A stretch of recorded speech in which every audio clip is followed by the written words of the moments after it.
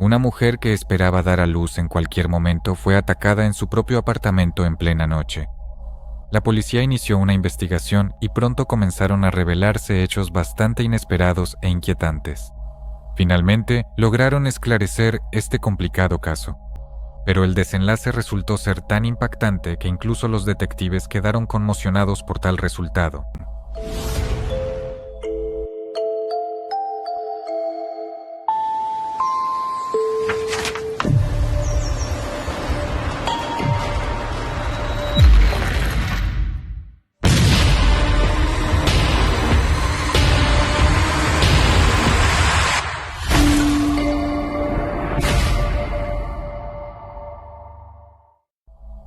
Diana Green nació en 1959 en un suburbio de Los Ángeles llamado Tustin.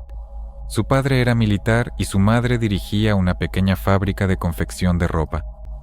Cuando Diana tenía 19 años, conoció a un hombre llamado Kevin. La joven estaba en un bar con una amiga cuando un desconocido empezó a acosarlas.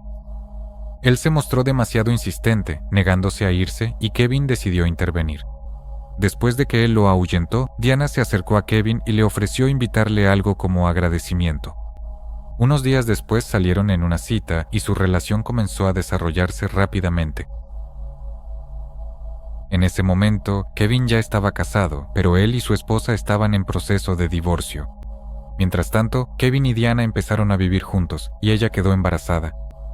Tan pronto como Kevin terminó el proceso de divorcio, ese mismo día, se casó con Diana y comenzaron a esperar la llegada de su hija.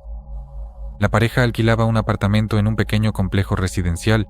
En ese momento, Kevin servía en el ejército, en una base a solo unos minutos en coche, por lo que podía regresar a casa todas las noches. Al principio, Diana trabajaba con su madre en una fábrica de ropa, pero en las últimas etapas del embarazo se quedó en casa, esperando el nacimiento de su hija. A finales de septiembre de 1979, el embarazo de Diana superó los 9,5 meses y la mujer debía ir al hospital en cualquier momento. El 30 de septiembre, cerca de la medianoche, ella y su esposo vieron una película, después de lo cual surgió una pelea entre ellos. En los últimos meses, la pareja experimentaba cada vez más estrés relacionado con la inminente llegada del bebé y a menudo tenían discusiones verbales. Al final, Kevin decidió ir a un restaurante de comida rápida para despejarse la cabeza y no continuar la pelea. Aproximadamente 40 minutos después, se recibió una llamada al 911. Era Kevin, quien le dijo al operador que alguien le había disparado a su esposa y que necesitaba una ambulancia urgentemente. Una patrulla policial pasaba cerca de su casa y los oficiales llegaron rápidamente al lugar. Al entrar en el apartamento, encontraron a Diana, que yacía en la cama de su dormitorio. La mujer estaba cubierta de sangre, que al parecer provenía de su cabeza. Tenía una herida que parecía ser de bala. La pared del dormitorio, junto al cabecero de la cama, también estaba cubierta de sangre. Diana mostraba signos de vida, intentaba respirar y los oficiales comenzaron a prestarle primeros auxilios mientras esperaban la ambulancia. En ese momento, aún no sabían qué había sucedido allí, por lo que le pidieron a Kevin que saliera del apartamento. Poco después, llegaron los paramédicos y comenzaron a trasladar a Diana a la ambulancia. Al principio, a ellos también les pareció que la mujer tenía una herida de bala, pero los médicos se dieron cuenta rápidamente de que no era así. La herida parecía como si hubiera sido causada por un golpe, con algún objeto. Kevin quiso ir junto a su esposa, pero los policías no lo dejaron. Necesitaban tomarle declaración y en ese momento estaban considerando todas las posibles versiones de lo sucedido, incluida la implicación del esposo. Kevin estaba en estado de shock y apenas podía comprender las palabras de los oficiales. A pesar de la prohibición, intentó subirse a la ambulancia, pero los policías lo detuvieron. Cuando el vehículo se fue, él poco a poco empezó a recobrar la compostura y les contó a los policías lo que había sucedido esa noche. Kevin relató que había discutido con su esposa y decidió ir a un restaurante de comida rápida para comprar hamburguesas y despejarse. Cuando el hombre salió del apartamento, se dio cuenta de que había dejado las llaves de la puerta principal adentro, pero no regresó por ellas. Simplemente cerró la puerta de golpe y se dirigió a su coche. Kevin añadió que cerca de su casa vio una furgoneta con la puerta trasera abierta, junto a la cual estaba caminando un hombre de piel oscura. En ese momento ya eran cerca de las 2 de la madrugada y eso le pareció un poco extraño. Kevin llegó a su restaurante de comida rápida favorito, pero allí había una larga fila. Entonces fue a otro local de la misma cadena, que estaba a pocos minutos en coche. Allí compró varias hamburguesas y se fue a casa. Todo esto le llevó unos 40 minutos. Al acercarse a la puerta de entrada, Kevin descubrió que estaba abierta de par en par. El hombre entró y escuchó unos ruidos extraños, parecidos a ronquidos. Al entrar en el dormitorio, vio a Diana, que estaba cubierta de sangre y luchaba por respirar, tras lo cual llamó inmediatamente al 911. Algunos detalles de su relato suscitaron preguntas de inmediato. En primer lugar, el hecho de que el hombre decidiera salir a comprar hamburguesas en plena noche ya resultaba extraño de por sí. En segundo lugar, el viaje le tomó aproximadamente 40 minutos, lo cual era bastante tiempo. Incluso teniendo en cuenta que pasó por 2 establecimientos, todos estaban cerca de su casa. Sin embargo, los oficiales revisaron la bolsa de comida rápida, que aún estaba caliente, y en el recibo figuraban la dirección del restaurante y la hora de la compra, lo que confirmaba sus palabras. La policía finalmente liberó a Kevin y lo llevó al hospital después de pedirle que les proporcionara una muestra de sangre. En aquella época todavía no se utilizaba el análisis de ADN, pero los expertos podían comparar distintos rastros de sangre en la escena del crimen y compararlos con el tipo de sangre, Kevin. Cuando Diana fue llevada al hospital, los médicos confirmaron que la herida en su cabeza no era de bala.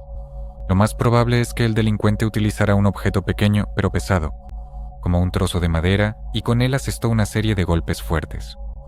En el hospital, la mujer entró en coma y los médicos lucharon durante varias horas por su vida y la de su hija. Lograron estabilizar el estado de Diana y se preparaban para realizar una operación. Mientras tanto, los investigadores solicitaron a los expertos médicos que realizaran un análisis para determinar si Diana había sido víctima de abuso. Además de que esto era necesario como parte del procedimiento estándar, cuando la encontraron, la mujer estaba tendida de tal manera que los oficiales sospecharon de inmediato que había habido abuso. Poco después, los expertos confirmaron esta versión. Encontraron rastros de semen masculino, pero aquí surgieron varios problemas de inmediato. En primer lugar, Kevin les dijo a los detectives que esa noche, unas horas antes de la pelea, habían tenido relaciones íntimas. En segundo lugar, aún no existía el análisis de ADN, por lo que, incluso teniendo una muestra biológica del criminal, poco se podía hacer con ella. Kevin, junto con los familiares de Diana, pasó toda la noche en el hospital. Ellos esperaban que la mujer y su hija pudieran sobrevivir a este ataque. Pero por la mañana les esperaban noticias desgarradoras. Noticias. Uno de los monitores registró un deterioro repentino en el estado de la niña y, a pesar de los esfuerzos de los médicos, no lograron salvarla. En cuanto a Diana, justo después de la muerte de la niña, le realizaron una operación y lograron estabilizar su estado. Ella seguía estando en coma, pero ahora las probabilidades de supervivencia se consideraban altas. Sin embargo, los médicos no esperaban que, después de un trauma así, pudiera volver a llevar una vida plena. Mientras tanto, los detectives intentaban encontrar al criminal que atacó a Diana. Después de que su hija falleciera, el caso fue reclasificado como homicidio y la comisaría local destinó todos sus recursos a la investigación. A pesar de que Kevin les proporcionó una coartada, no se apresuraron a eliminarlo de la lista de sospechosos. En su relato había muchos puntos dudosos. Se había peleado con su esposa solo unas horas antes del ataque, no cerró la puerta de entrada y estuvo ausente demasiado tiempo para un simple viaje a la cafetería, además de que supuestamente vio a un hombre sospechoso frente a su casa, en plena noche. Pero no había pruebas contra el esposo, y la policía tenía a otro sospechoso. Aproximadamente un año antes de estos hechos, comenzaron a ocurrir crímenes con un modus operandi similar en Tustin y sus alrededores. En diciembre de 1987, un delincuente desconocido irrumpió en el apartamento de una joven de 17 años, le asestó un fuerte golpe en la cabeza con un listón de madera y la agredió sexualmente, tras lo cual la víctima falleció. 4 meses después, lo mismo le sucedió a una joven de 21 años. Alguien también entró en su casa, la golpeó con un trozo de madera y la agredió sexualmente. La joven no sobrevivió. En julio de 1979, un delincuente desconocido irrumpió en la casa de otra mujer. Le hizo lo mismo, pero ella logró sobrevivir. Sin embargo, debido a las lesiones sufridas, pasó varias semanas en coma. Sus posteriores declaraciones no ayudaron a los detectives a dar con el criminal. En septiembre del 79, menos de un mes antes del ataque a Diana, lo mismo le ocurrió a una mujer de 31 años, quien falleció al día siguiente. Su hijo entonces proporcionó a los investigadores una descripción del criminal, pero aún así no pudieron identificarlo. Todos estos crímenes tenían una similitud asombrosa, al igual que el ataque a Diana. Los policías estaban prácticamente seguros de que un asesino en serie actuaba ante sus narices y volcaron todos sus esfuerzos en atrapar a esa persona. Teniendo en cuenta que el criminal cometió el ataque con poco tiempo de diferencia y actuó en un área relativamente pequeña de los suburbios de Los Ángeles, los detectives entendían que muy pronto podría atacar de nuevo. Tomaron la decisión de dirigirse al público a través de los medios de comunicación y advertir a todas las mujeres que vivían solas y en los pisos bajos, ya que ese era el tipo de víctimas que elegía el presunto asesino en serie. Esto provocó una ola de pánico. Las mujeres empezaron a arrasar con cualquier medio de protección, a inscribirse en cursos de defensa personal y a mudarse con amigos o familiares, tratando de protegerse del escurridizo criminal. La policía también decidió organizar patrullas que recorrían las calles al caer la noche. Al mismo tiempo, los detectives interrogaban a todos aquellos que pudieran tener alguna conexión con todos estos crímenes, etc. Recibieron algunas pistas interesantes. Varios vecinos de las víctimas informaron haber visto a un hombre blanco sospechoso, con cabello oscuro y rizado, cerca de sus casas. A pesar de que esta descripción era bastante superficial, la policía encontró a varios hombres que encajaban, los investigaron, pero esto no llevó a nada. Cuando había pasado una semana desde el ataque a Diana, los médicos informaron repentinamente a sus familiares que la mujer, por fin, había despertado. Sin embargo, había un problema bastante serio. La mujer no podía hablar y, según los médicos, su cerebro necesitaba tiempo para recuperarse. Por ahora, funcionaba al nivel de un niño de 6 años. Aproximadamente en ese mismo momento, ocurrió otro ataque en Tustin. Un delincuente desconocido se coló en el apartamento de una joven de 24 años y le dio varios golpes con un listón de madera y la agredió sexualmente, tras lo cual ella falleció. Pero, una vez más, la policía no logró atrapar al culpable. Diana pasó algunos días más en el hospital y su mente comenzó a aclararse poco a poco.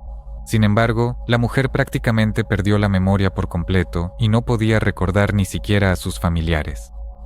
Los médicos decían que la memoria podría regresar tarde o temprano, pero advirtieron a los familiares que no debían intentar contarle ningún acontecimiento que le hubiera sucedido, sino dejar que ella lo recordara por sí misma.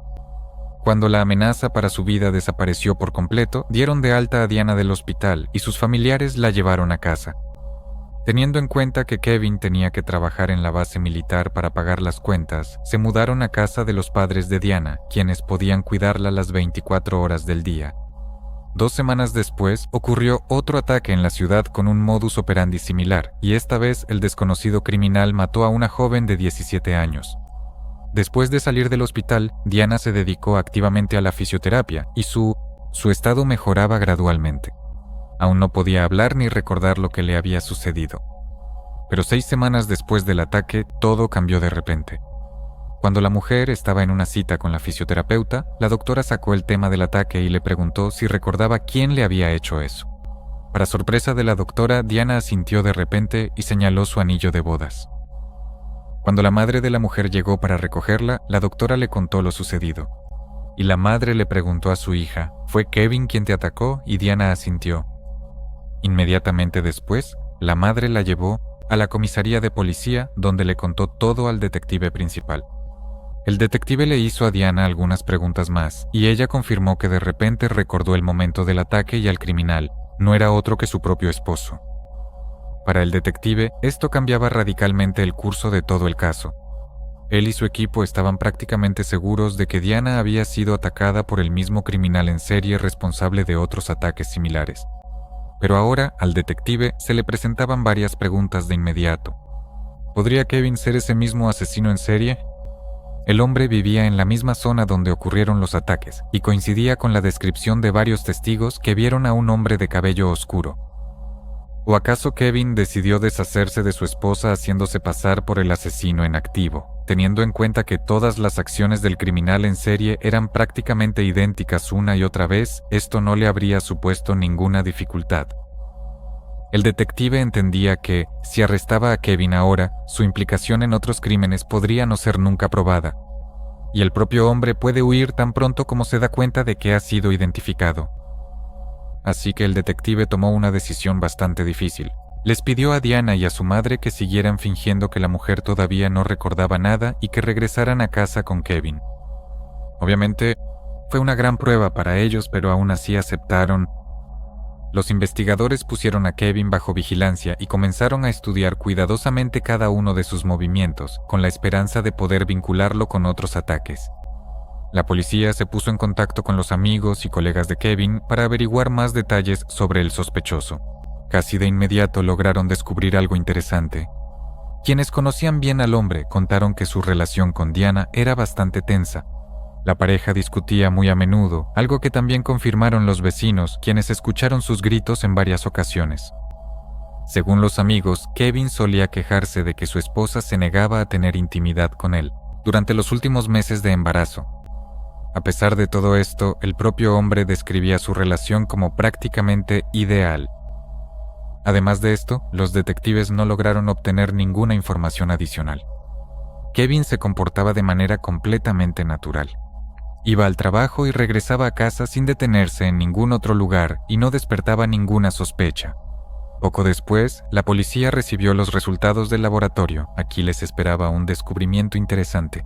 Además del semen del criminal, bajo las uñas de Diana se encontraron partículas de piel con sangre y de todas estas muestras biológicas los especialistas identificaron el grupo sanguíneo del atacante. Al compararlo con la muestra de sangre de Kevin, obtuvieron una coincidencia. Él tenía el mismo grupo sanguíneo. Con toda esta información en sus manos, los detectives elaboraron la cronología más probable de los hechos ocurridos. Como recordamos, Kevin realmente compró hamburguesas en una cafetería que estaba a varios kilómetros de su casa. La hora en el recibo y el testimonio de la cajera confirmaban que el hombre estuvo allí. Al final, los investigadores llegaron a la conclusión de que él pudo haber atacado a su esposa antes de salir de casa, y luego ir inmediatamente al lugar para crearse una coartada. Esto también explicaría por qué el viaje, según él, tomó hasta 40 minutos. Él pudo haber exagerado esa cifra, incluyendo en ella el tiempo del ataque. En cuanto al motivo, los detectives supusieron que la razón del ataque fue la negativa de Diana a tener relaciones íntimas con él.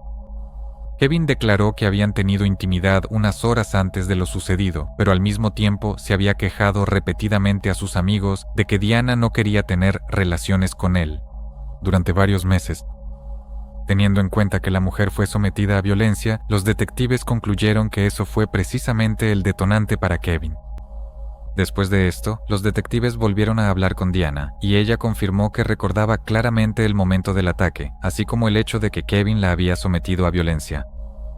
Durante esa conversación, su madre declaró que ya no podían seguir fingiendo y viviendo bajo el mismo techo con Kevin, por lo que los detectives tomaron la decisión de arrestarlo y llevar el caso a los tribunales. Kevin fue detenido cuando se encontraba en una tienda, para evitar que se comunicara con la familia de Diana y no realizar el arresto en su casa. Kevin se negó a admitir su culpa e insistió en que todo sucedió exactamente como él les había contado. La preparación para el juicio tomó 10 meses, y durante ese tiempo el estado físico de Diana fue mejorando gradualmente. Ella volvió a poder hablar, aunque no sin dificultad. La mujer también fue examinada por varios especialistas, quienes llegaron unánimemente a la conclusión de que las capacidades mentales de Diana ya se habían recuperado lo suficiente, y que es una testigo confiable. La mujer testificó en el juicio y confirmó que la persona que la atacó esa noche fue precisamente Kevin. La defensa del hombre insistió en su inocencia, intentando utilizar la coartada del local de comida rápida. Sin embargo, esto no fue suficiente frente al testimonio de la víctima. En noviembre de 1980, Kevin fue declarado culpable del asesinato de su hijo y del ataque a su esposa. Recibió de 15 años de prisión a cadena perpetua. En cuanto a la posible implicación de Kevin en otros asesinatos y ataques, los detectives notaron algo interesante. Antes del arresto del hombre, ocurrieron otros 2 crímenes similares en su condado, pero ambas víctimas sobrevivieron. No pudieron identificar al agresor, por lo que no se logró establecer su identidad. Pero después del arresto de Kevin, los ataques cesaron de repente. Antes de eso, el criminal cometía sus fechorías con bastante frecuencia, a veces con una diferencia de solo unas semanas. Pero en cuanto arrestaron a Kevin, no hubo más crímenes similares, durante todos los años siguientes. Inmediatamente después de la sentencia, Diana solicitó el divorcio y Kevin no reaccionó de ninguna manera. Desde entonces, la mujer continuó trabajando para recuperar su salud, pero después de las lesiones sufridas, esto le resultaba muy difícil. Su cerebro prácticamente volvió a funcionar con normalidad, pero algunos problemas permanecieron con ella para siempre. Ella perdió parcialmente la audición y la visión y seguía teniendo dificultades para hablar. En cuanto a Kevin, él seguía insistiendo en su inocencia. A pesar de esto, su estancia en prisión fue bastante tensa. Otros reclusos lo atacaron repetidamente por haber matado a un niño, y Kevin una y otra vez terminaba en el hospital. Cuando tuvo la oportunidad de solicitar la libertad condicional, la comisión se la negó, y en los años siguientes recibió 3 rechazos más. La razón principal de estas decisiones fue que Kevin nunca admitió su culpa, lo que se interpretó como una falta de arrepentimiento. Cuando el análisis de ADN comenzó a aplicarse activamente en la criminología, Kevin intentó lograr que se volvieran a analizar las muestras existentes y que se compararan con su ADN, pero esta solicitud fue rechazada debido a que no tenía dinero para costear el análisis. Esto continuó hasta 1996, cuando el Departamento de Policía reabrió la investigación de una serie de ataques que habían ocurrido en Tustin y sus alrededores. Todo este tiempo, en el laboratorio se conservaban muestras de semen extraídas de los cuerpos de las víctimas después de los ataques, y ahora, los detectives tenían la oportunidad no solo de determinar si realmente todas estas crímenes habían sido cometidos por una sola persona, sino también de establecer su identidad. Seguían considerando a Kevin como el principal sospechoso, pero cuando los expertos obtuvieron el perfil de ADN del criminal y lo ingresaron en la base de datos, se encontraron con un giro completamente inesperado. Todas esas muestras pertenecían a otro hombre llamado Gerard Parker. Él fue arrestado el mismo año que Kevin. El hombre abusó de una niña de 13 años en Tustin, después de lo cual fue capturado. Sin embargo, en ese momento los detectives no relacionaron este crimen con la serie de ataques, ya que esos casos tenían un modus operandi diferente. Todas las víctimas fueron atacadas tarde en la noche en sus apartamentos, mientras que Parker secuestró a la niña en la calle. Desde entonces, él cumplía condena en prisión y debía salir en libertad literalmente en unos pocos días. Después de que los investigadores recibieron la coincidencia del ADN de Parker en todos los casos no resueltos, les hizo recordar también el ataque a Diana. A pesar de que este crimen se consideraba resuelto, los detectives también consideraban muy probable su relación con los demás casos similares. Solo ahora entendían que Kevin definitivamente no era ese asesino en serie. Y solo les quedaba una pregunta. ¿Realmente atacó a su esposa? Es curioso que, en aquellos años, Parker servía en la misma base militar que Kevin y también poseía una furgoneta oscura.